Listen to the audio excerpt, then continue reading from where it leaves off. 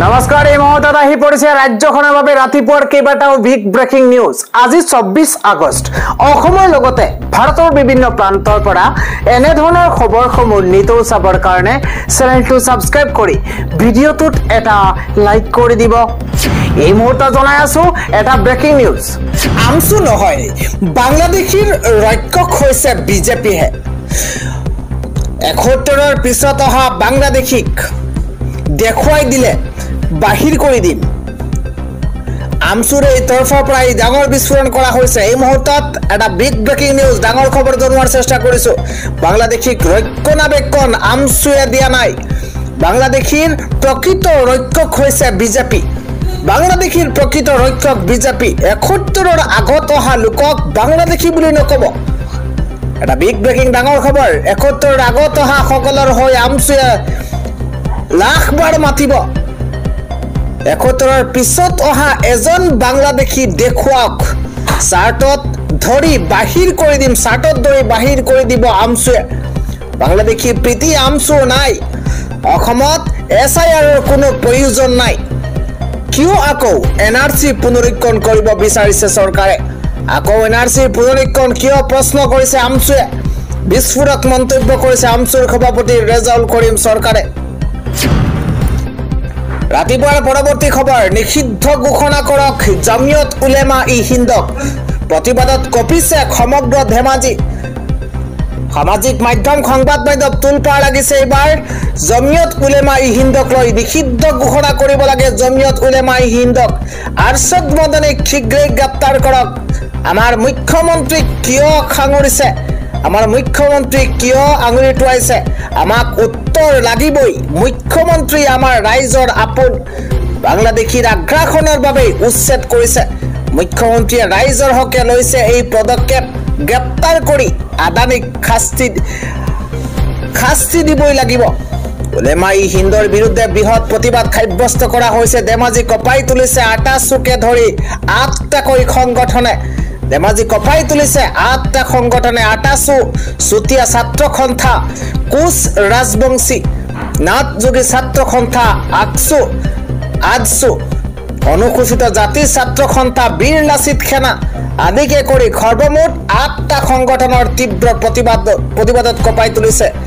মন্তব্য, শীঘ্ৰেই মদনীক শীঘ্ৰেই গ্ৰেপ্তাৰ কৰক। আন এটা খবৰ হৈছে কংগ্ৰেছ বিধায়কৰ কলা কাহিনী। এইবাৰ ৬ কোটি টকাৰ সোণসহ লগত ১২ কোটি টকা জব্দ কৰা হৈছে। কংগ্ৰেছৰ বিধায়কৰ সম্পত্তিৰ পাহাৰ দেখিলে চকু কপালত উঠিব।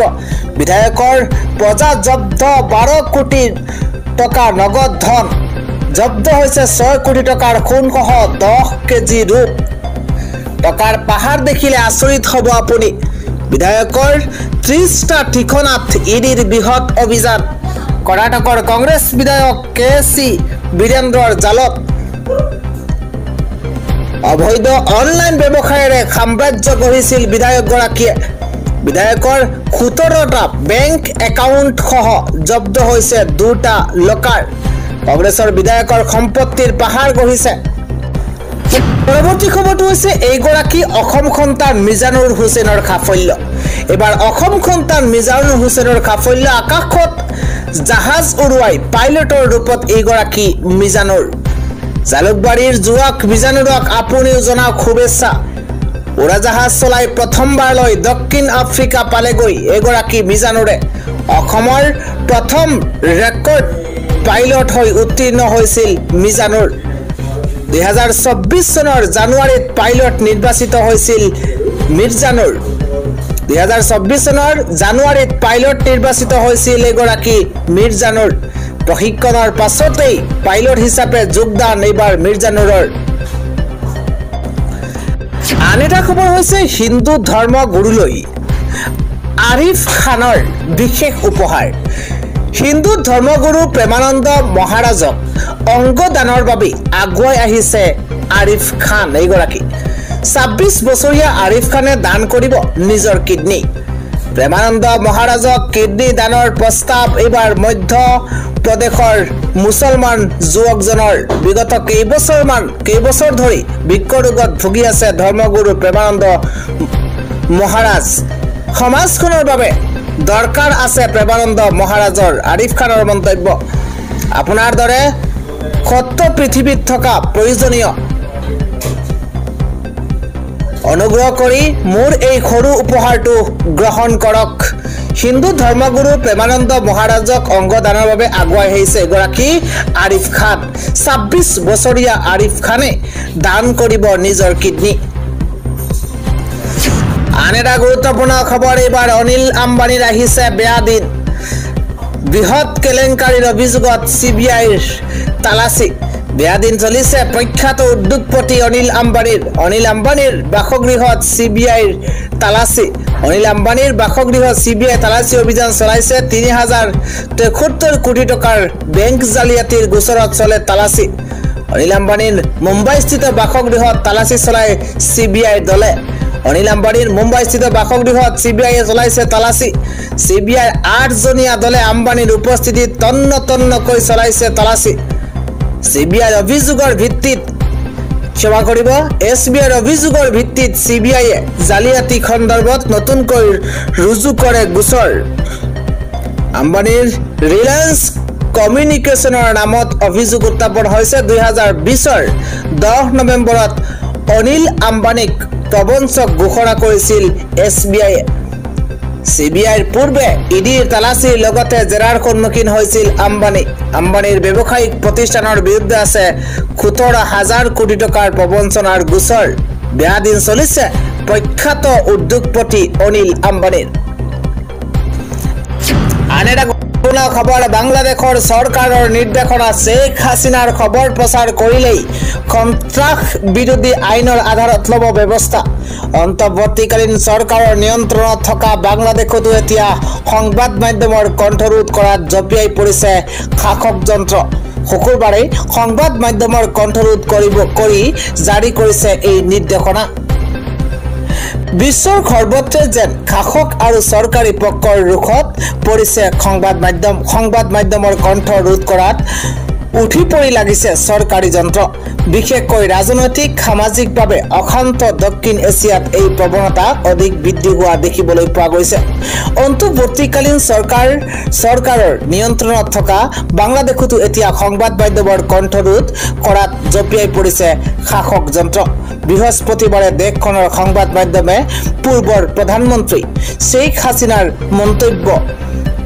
বক্তব্য প্ৰচাৰ কৰাৰ পাছতেই এতিয়া চৰকাৰী যন্ত্ৰৰ ৰুখত পৰিছে নোবেল বিজয়ী মোহাম্মদ ইউনুছৰ নেতৃত্বত গঠিত বাংলাদেশৰ অন্তৰ্বৰ্তীকালীন চৰকাৰখনে শুকুৰবাৰে দেশখনৰ সংবাদ মাধ্যমক চূড়ান্ত সকিয়নি প্ৰদান কৰি কয় যে কোনো সংবাদ মাধ্যমে যদি শেখ হাছিনাৰ ভাষণ সম্প্ৰচাৰ কৰে তেন্তে তেওঁলোকৰ বিৰুদ্ধে সন্ত্ৰাসবাদ বিৰোধী আইনৰ অধীনত কঠোৰ ব্যৱস্থা গ্ৰহণ কৰা হ'ব লক্ষণীয় বিষয় যে এই অন্তৰ্বৰ্তীকালীন চৰকাৰখনে এতিয়া একাংশ মৌলবাদী শক্তিৰ ছায়াত আশ্ৰয় লৈছে বুলি শেহতীয়াকৈ নানান অভিযোগ উত্থাপন হৈছে সেই চৰকাৰে এতিয়া সংবাদ মাধ্যমৰ বিৰুদ্ধে সন্ত্ৰাসবাদ বিৰোধী আইনৰ অধীনত গোচৰ ৰুজু কৰাৰ হুংকাৰ দিছে উল্লেখযোগ্য যে বৃহস্পতিবাৰে বাংলাদেশৰ একাংশ সংবাদ মাধ্যমে শেখ হাছিনাৰ ভাষণ সম্প্ৰচাৰ কৰাৰ পাছতেই মোহাম্মদ ইউনুছ নেতৃত্বাধীন চৰকাৰে সতৰ্কবাণী জাৰি কৰিছে দেশখনৰ অন্তৰ্বৰ্তীকালীন চৰকাৰৰ প্ৰেছ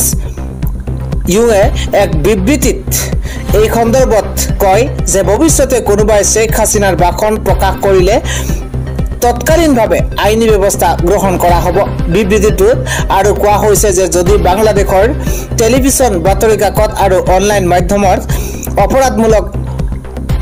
অপৰাধ গণহত্যা আৰু মানৱতাৰ বিৰুদ্ধে কাম কৰাৰ অভিযুক্ত পলাতক আৱামী লীগৰ নেতৃত্ব শেখ হাছিনা আৰু নিষিদ্ধ সংগঠনৰ অডিঅ' সম্প্ৰচাৰ কৰে তেন্তে ইয়াক 2009 চনৰ সন্ত্ৰাসবাদ বিৰোধী আইনৰ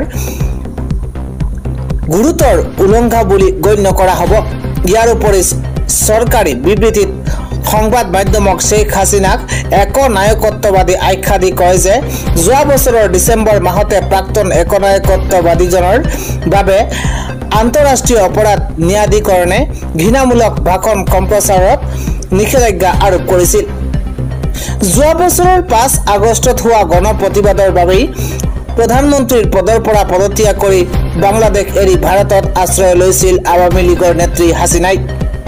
বৰ্তমান তেওঁ দিল্লীত থকা বুলি সংবাদ প্ৰচাৰ হৈ আছে। দিল্লীৰ পৰাই তেওঁ সামাজিক মাধ্যমৰ জৰিয়তে ধাৰাবাহিকভাৱে বাংলাদেশৰ জনতাক সম্বোধন কৰি আছে। ইউনুছ চৰকাৰৰ বিভিন্ন জনবিৰোধী নীতিকো সমালোচনা কৰিছে। ইতিমধ্যে ইউনুছ চৰকাৰে হাছিনাৰ দল বাংলাদেশ আৱামী লীগক নিষিদ্ধ ঘোষণা কৰিছে।